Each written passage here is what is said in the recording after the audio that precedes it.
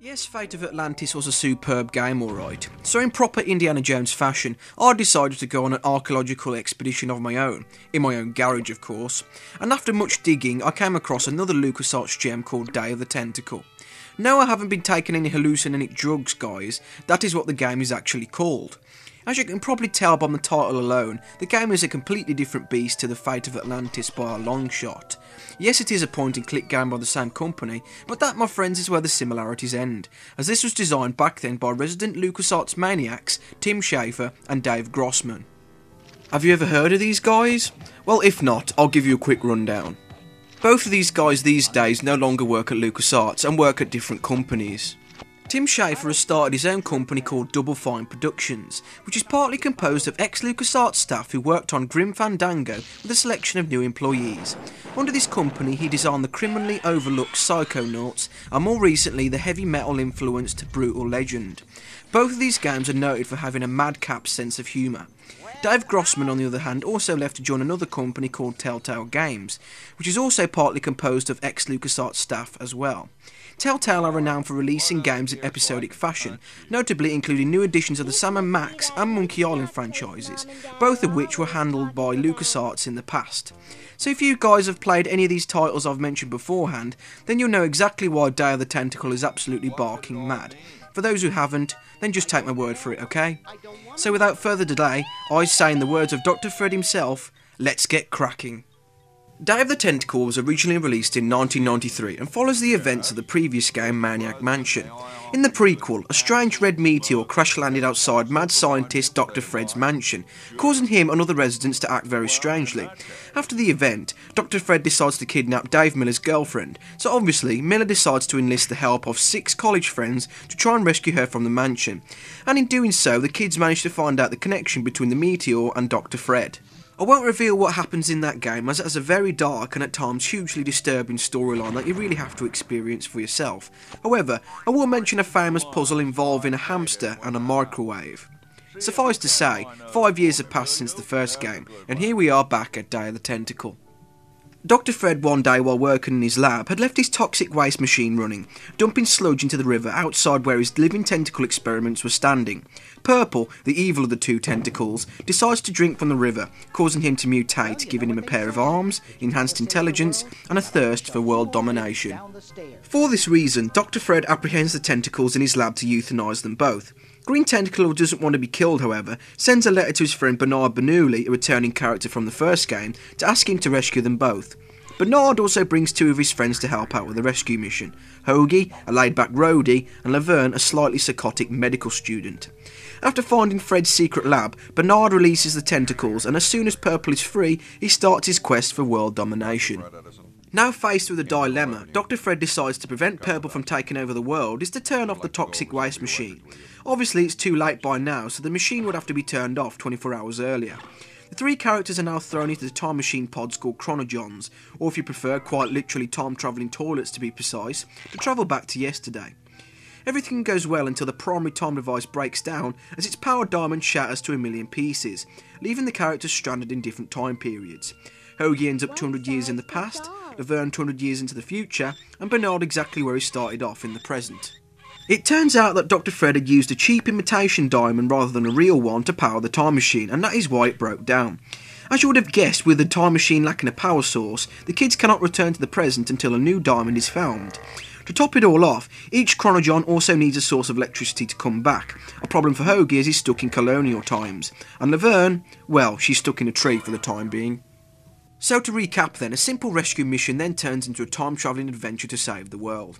Yes, I'm making the plot seem extremely outlandish, but don't let that put you off, as Day of the Tentacle is a fantastically written video game, and is gut-wrenchingly hilarious to play, and you cannot go wrong with a heavy dose of humour now, can you?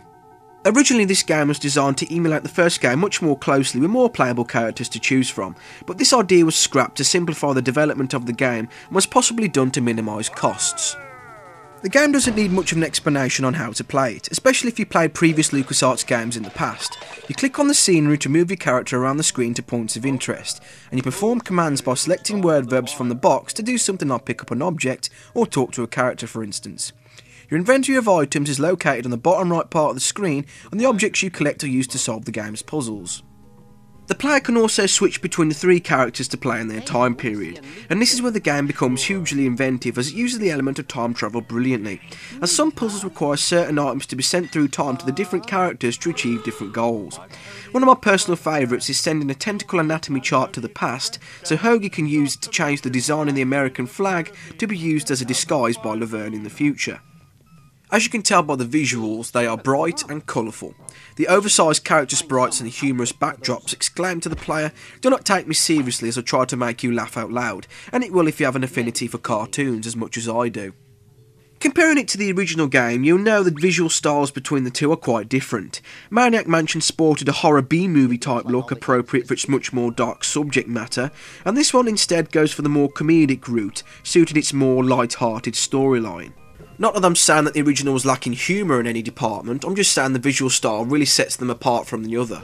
So if you really never experienced the original Maniac Mansion back in the 1980s when it was first released, then you're in luck, as Day of the Tentacle comes with the original game as a bundled extra. Nowadays, games being bundled together are a commonplace, but back in the early 1990s this was a totally unprecedented move. So you can, in part I suppose, thank LucasArts for kickstarting the freebie movement in video games, if you like. Composers Michael Land, Peter McConnell and Clint Bajakan returned to write their musical score as they did in Fate of Atlantis, and for that reason Day of the Tentacle sounds fantastic. The soundtrack is composed of zany melodies, crazy sound effects and, in true LucasArts tradition, appropriately humorous voiceovers as you would expect. It's not all over the top though, as the zaniness only comes in during the cutscenes or after you complete a puzzle, so until then the music fits nicely with the setting. The past has a relaxing atmosphere, the present has a bouncy timbre, and the future has subtle amounts of techno to suit the mood. The game is also notable for its inclusion of Yankee Doodle as Benjamin Franklin's theme, and a variation of Battle Hymn of the Republic for parts of Hoagie's gameplay, which is really odd as the latter song wasn't even written before the Civil War even started, and the game's setting is in the late 1700s when the Constitution was still being written. Well, the game does twist history a little bit, so I suppose I can let that one slide. Bearing that fact in mind then, do not put on your history SATs that the American Constitution was written in Dr. Fred's ancestral home, because it wasn't, okay? Although it would give the examiners a damn good laugh if you did that.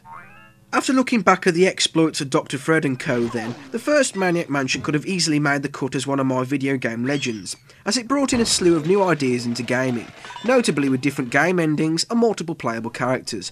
Yet, despite that, I still picked the second as the superior title, as I wasn't a big fan in particular of the original's unrelenting cruelty. It is actually possible for your playable characters to be killed off. A bit harsh, I feel, because you actually decided to go exploring in the wrong place at the wrong time.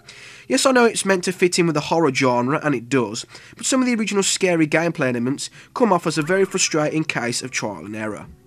That's why Day of the Tentacle is so great. It's a much more accessible title for the mainstream, with improvements in every department. The visuals are obviously better, the writing is funnier, and the plot is zanier, making for another stellar adventure worth playing on your computer. It's not all perfect though, as it does have a few flaws worth mentioning. It is sadly a short adventure to play through, especially since there's no multiple quests to complete like Fate of Atlantis, and there are a couple of strange glitches with a few of the voice samples, but that is just nitpicking for the sake of it really, meaning there isn't much of an excuse to overlook this cult classic. So if you want to play an old game like this on a modern system, you'll need to get your hands on software such as DOSBox or the Scum Virtual Machine so you can play them. Just search for them on Google, both of which are free of course. As for the game itself, I suggest try tracking down the 2001 re-release copy, as it comes with Sam and Max Hit the Road as an added bonus. I would suggest stop listening to me and play the game, because Purple Tentacle is taking over the world and it might be a good idea to try and stop him. Thank you for listening to my video. Tune in next time for my next video game legend. Chateau de Cheap 1775. Chateau de Cheap 1775.